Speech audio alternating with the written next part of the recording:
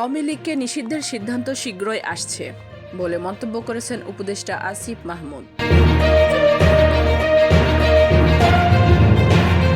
DB কার্যালয়ে জিজ্ঞাসার পর পরিবারের জিম্মায় ছেড়ে দেওয়া হলো অভিনেত্রী শাওন ও সাবাকে।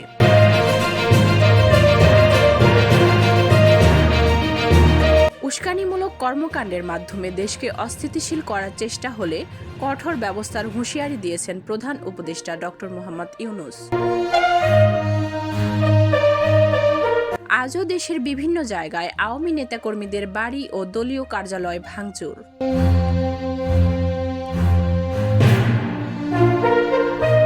শেখ হাসিনার উস্কানি জনগণ সহ্য করবে না বলে মন্তব্য করেছেন জামাত আমির ডক্টর শফিকুর রহমান।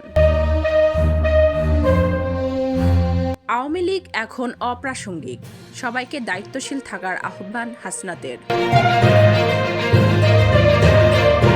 সরকার মব জাস্টিসে বিশ্বাস করে না বলে মন্তব্য করেছেন উপদেষ্টা মোস্তফা সরোয়ার ফারুকী।